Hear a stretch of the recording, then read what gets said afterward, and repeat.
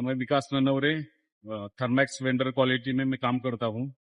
तो हम जब रेगुलर इंस्पेक्शन करते हैं तो हमें रेगुलरली ऑब्जर्व होता है कि जैसे कि हम सेल टाइप बॉयलर बनाते हैं, फिर टैंक्स बनाते हैं, तो उसमें जब हम रेगुलर इंस्पेक्शन करते हैं उस टाइम पे ज्यादातर इंस्पेक्शन के टाइम पे ये प्रॉब्लम आता है कि वाटर लेवल और प्लम आउट होने का बहुत बार शिकायत आता है। तो इसमें हम जैसे कि हमें पिछले महीने एक कस्टमर कंप्लेंट रिसीव हुआ था कि उसमें वाटर लेवल और प्लम डेविएशन का इशू आया था। तो हमने साइट विजिट किया, वहां पे जाके हमने अच्छे से देख लिया। तो उसमें हमें ये कंफर्म हुआ कि वहां पे एक्चुअली वाटर लेवल में इशू था, प्लम में भी इशू था। तो जब हमने उसके ऊपर रूट कॉज एनालिसिस किया तब हमको कुछ चीजें ध्यान में आई। तो उस टाइम पे हमने उसमें डीप रिसर्च किया तो हमको ये पता चला कि ये जो प्लम आउट और ये वाटर लेवल आउट का जो इश्यू आता है तो ये ह्यूमन एरर बोल सकते हैं, नहीं तो उसको प्लम या वाटर लेवल टेम्परिंग भी बोल सकते हैं। कि जब इंस्पेक्शन चल रहा होता है तब बहुत सारे फिटर्स जो एरर्स है उसको छुपाने की कोशिश करते हैं ताकि उनका जॉब क्लियर हो जाए उसी विजिट में। उसमें वो क्या होता है कि जब हमको वाटर लेवल दिखाते हैं तो उस टाइम पे दो बंदे वाटर लेवल दिखाते हैं, एक जैसे कि एक यहाँ पे खड़ा रहता है और एक वहां पे खड़ा रहता है उस साइड पे, और फिर वहां का दिखाने के बाद उस साइड पे जाता है तो वो दिखता नहीं वो आदमी कहाँ पे है। हम यहाँ पे खड़े होते हैं तो हमको यहाँ पे जो दिख रहा है उसको ही हम मान लेते हैं कि ये सही है। तो उस टाइम पे वो क्या होता है कि ये जो फिटर्स होते हैं सब ऐसे नहीं करते हैं, लेकिन कुछ फिटर्स ऐसे करते हैं जब उनसे गलती होती है, उनसे जो प्रॉपर वाटर लेवल नहीं होता है तो वो टेम्परिंग करते हैं। तो उस टाइम पे वो वहां पे एडजस्ट कर लेते हैं उस साइड पे।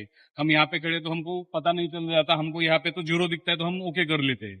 तो इसका इम्पैक्ट ये आता है कि जब जॉब ये साइड पे जाता है वहां पे जब वो वाटर लेवल करते हैं तो वाटर लेवल में नहीं आता है। तो ये सभी तरह का जो भी फैब्रिकेशन आइटम्स है उसमें वाटर लेवल जिसमें जरूर है उसमें ये टेम्परिंग बहुत बार देखी गई है और ये रिपीटेटिव होती है। और कभी कभी ये ह्यूमन एरर भी वो मतलब ह्यूमन एरर भी उसको आप कंसिडर कर सकते हैं। तो इसमें हमने एक थोड़ा सा इन्वेस्टिगेशन किया, थोड़ा रिसर्च किया। तो हमने ये सब कुछ कम करने के लिए हमने एक इनोवेशन बनाया है जिसको हम अभी ऐसा बोल रहे हैं कि water level plum spirit level mechanism हमने बनाया है। तो मैं आपको दिखा देता हूँ कि वो कैसा है, वो कैसा काम करता है, उससे क्या फायदा होता है। तो आइए आपको दिखाता हूँ। जैसे कि हमने दो वाटर लेवल लिए थे और उसको हमने बीच में से काटा था। बीच में से काट के हमने उसको ये दो टी कनेक्ट किए हैं और ये जो दो टी है इसको हमने इंटरकनेक्ट करके ये कनेक्शन लगा दिए। यहाँ पे ये जो चार कोऑर्डिनेट होते हैं हमारे टैंक के या सेल के, तो ये चार कोऑर्डिनेट की तरफ ये चारों पाइप चले जाते हैं। जैसे कि आप देख सकते हैं यहाँ पे एक यहाँ पे आता है, देखिए इसमें क्या है कि यहाँ पे हम वाटर लेवल देख रहे हैं ये बराबर है। फिर हम दूसरी जगह पे जा रहे हैं, यहाँ पे देख रहे हैं यहाँ पे वाटर लेवल बराबर है। फिर हम इस साइड पे आ रहे हैं, यहाँ पे देख रहे हैं यहाँ पे बराबर है। फिर हम चौथी साइड पे आ रहे हैं, यहाँ पे हम देख रहे हैं यहाँ पे भी वाटर लेवल बराबर है। इसी टाइम पे हम क्या चेक कर रहे हैं कि ये जो हमारे प्लम्स हैं ये हम पहले से ही लगा के रखते हैं। ऐसे ऐसे हम प्लम्स लगा के रखते हैं। ये देखिए ये प्लम भी लगा के रखते हैं और फिर बाद में ये स्पिरिट लेवल ये भी। तो जैसे कि आपने अभी देखा कि ये जो water level plum spirit level जो हमने लगाए इसमें कहीं भी इंसान का हमने यूज नहीं किया। जो भी करना है वो पहले ही इंस्पेक्शन से पहले ही वेंडर को ये प्रिपेयर करके रखना है। तो इससे क्या होगा कि जब हम रेगुलर इंस्पेक्शन करते हैं उस टाइम पे क्या होता है कि दो लोग वाटर लेवल दिखाने के लिए लगते हैं, दो लोग ये टेप पकड़ने के लिए लगते हैं, एक आधा आदमी वो स्पिरिट लेवल लगाता है और एक आदमी ड्राइंग लेके आता है ऐसे। और खुद हम वेंडर की मतलब 4-5 लोग तकरीबन लगते हैं हमको ये इंस्पेक्शन करने के लिए। और ये 4-5 लोग होने के कारण वहां पे जो एरर्स होते हैं या टेम्परिंग होती है तो वो ज्यादा होने के चांसेस होते हैं। अभी ये जो हमने water level plum spirit level ये जो हमने मैकेनिज्म बनाए यहाँ पे कोई इंसान इन्वॉल्व नहीं होता है अभी। जैसे कि हम इंस्पेक्शन स्टार्ट कर लिए, हम देख सकते हैं कि यहाँ पे वाटर लेवल बराबर है, वहां पे बराबर है, उस साइड पे भी बराबर है, उस साइड पे भी बराबर है, सब फ्लोएम बराबर है, स्पिरिट लेवल बराबर है। इसका मतलब अभी इसमें कोई भी एरर रहने का कोई मतलब चांस नहीं है। ये 100% मिस्टेक प्रूफिंग हमने किया है कि आगे जाके ऐसे वाटर लेवल प्लम ये कस्टमर कंप्लेंट्स ना आए और वेंडर को भी कम से कम लोगों में ये सब कुछ कर पाए, इसलिए हमने ये मैकेनिज्म हमने बनाया है। और ये जो प्लम का है तो इसके लिए हमने जो कुछ टेम्पलेट्स बनाए मैं आपको दिखा देता हूँ। ये ऐसा क्यों आता है, इतना परफेक्ट जॉब क्यों बन रहा है, क्योंकि हमने जब हम इसका सेटअप करते हैं उस टाइम पे हमने इसको टेम्पलेट बनाया हुआ है, जो अभी मैं आपको दिखा देता हूँ।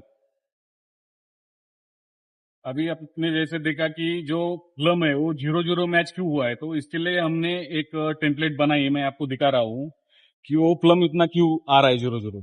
तो इस तरीके से हमने एक टेम्पलेट बनाई हुई है।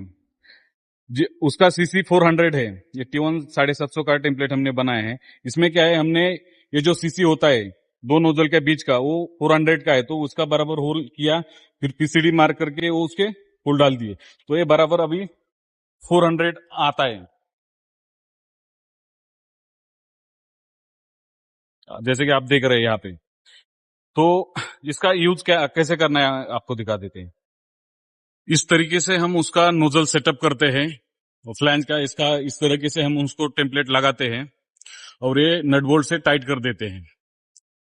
और फिर इसका वेल्डिंग वेल्डिंग इसी पोजीशन में इसी कंडीशन में होता है। और जब उसका वेल्डिंग खत्म होता है ये दोनों फ्लैंज का, उसको पूरा 100% उसको ठंडा किया होने तक हम वेट करते हैं। उसके बाद में ये नट बोल्ट खोल देते हैं, नट बोल्ट खोल देते हैं।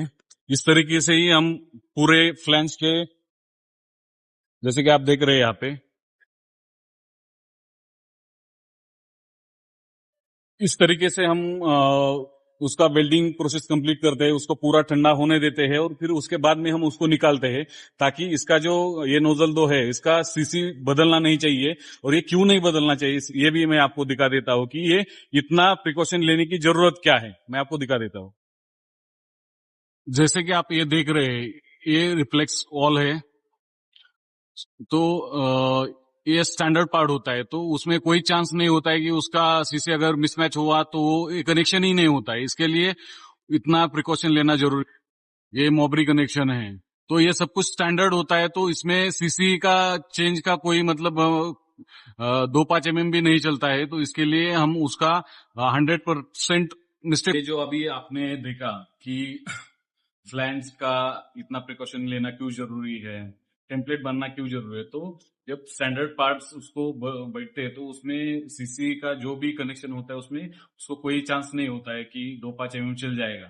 इसलिए हमको जब वो फ्लैंज नोजल सेटअप वहां से उसको हमको ध्यान देना होता है, इसलिए हमने ये बनाया हुआ है। तो इससे ये जो कुछ भी आपने देखा अभी, मोटर लेवल स्पीड लेवल, ये इसका अभी फायदा क्या होगा, तो इसमें पहली बात वो मतलब एक ही आदमी लगेगा इंस्पेक्शन के लिए, तो 2-4 आदमी जो ज्यादा लग रहे थे वो कम हो गए। जितने लोग कम हो जाएंगे उससे एरर्स कम हो जाएंगे। उसके बाद इसमें हमारा टाइम बचेगा, 100% मिस्टेक प्रूफिंग हो रही है। और आखिर में मैं वेंडर लोगों को यही कहना चाहूंगा कि अगर आपको सही जॉब बनाना है तो सही काम करना पड़ेगा। और सही काम ऐसे ही प्रोसेस से बनता है, उसके लिए डेवलपमेंट की जरूरत होती है। अगर आप स्टैंडर्ड प्रोसेस फॉलो करेंगे, डेवलपमेंट्स करेंगे, तो ऐसे प्रॉब्लम्स नहीं आएंगे। और हमने ये डेवलपमेंट हमारे थर्नेस के 20 साल पुराने वेंडर विक्रांत इंडस्ट्रीज ने बनाई है। मैं विक्रांत की टीम को भी थैंक्स बोलना चाहूंगा कि उन्होंने बहुत कोऑपरेट किया और उन्होंने वो पॉजिटिव एटीट्यूड दिखाया कि हमको इसमें हमें जो प्रॉब्लम्स हो रहे तो उसको हमको कम करना है। इसके लिए उन्होंने हमें कोऑपरेट किया और डेवलपमेंट के लिए मदद की। इसके लिए मैं विक्रांत टीम का भी आभारी हूँ। Thank you so much.